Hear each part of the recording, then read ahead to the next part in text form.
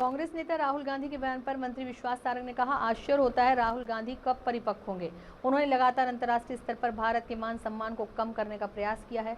अब अमेरिका में जाकर एक बार फिर वह भारत की संवैधानिक व्यवस्था और संवैधानिक एजेंसी को बदनाम करने का काम कर रहे हैं, जो कि देशद्रोह की श्रेणी में आता है। राहुल गांधी भारत में किसी भी एजेंसी के खिलाफ बोलें तब कोई दिक्कत नहीं है, लेकिन अगर वह अंतर्राष्ट्रीय स्तर पर बोल रहे हैं तो वे भारत का प्रतिनिधित्व कर रहे हैं। वे विपक्ष के नेता बने हैं तो जनता की कृपा से बने हैं।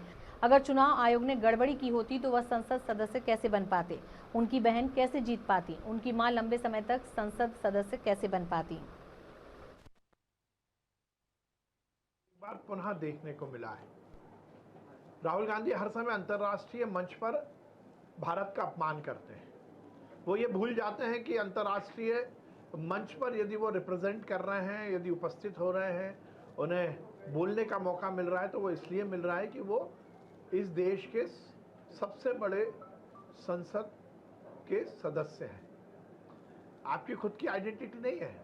आप हिंदुस्तान में विपक्ष के नेता के रूप में दूसरे देशों में जा रहे हैं और वहां जाकर भी आप राजनीतिक बातें कर रहे हैं। शर्म आनी चाहिए। इस देश की परंपरा बहुत गौरवशाली रही है।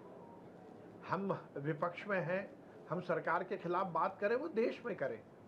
देश में हमें स्वतंत्रता है, पर विदेश में जाकर विदेश की भूमि पर हिंदुस्तान के मान और सम्मान को घटाना, ये देशद्रोह की श्रेणी में आता है। राहुल जी, हो सकता है आप अपने को मीडिया की सुर्खियों में लाने के लिए इस तरह के बयान देते हो, परंतु निश्चित रूप से इससे देश का मान और सम्मान कम होता है। मुझे आश्चर्य होता है कि नेहरू परिवार हर समय, कांग्रेस हर समय इस देश के मान और सम्मान को अंतर्राष्ट्रीय स्तर पर झुकाने का काम करती है। चुनाव आयोग से संबंधित यदि बातें हैं तो फिर राहुल गांधी संसद में क्यों पहुंच गए? उनकी बहन प्रियंका गांधी क्यों पहुंच गई संसद में? उनकी मां इतनी बार संसद सदस्य कैसे बन पाई? कांग्रेस की इतनी सीटें कैसे आ गई? मुझे लगता है कि स्वयं की हार का ठीकरा किसी और पर फोड़ना ये बचपना ही है। मैं राहुल जी को कहना चाहता हूं कि इस तरह अंतर्राष्ट्रीय स्तर पर, अंतर्राष्ट्रीय मंच पर हिंदुस्तान के मान और सम्मान को गिराने की कोशिश वो ना करें।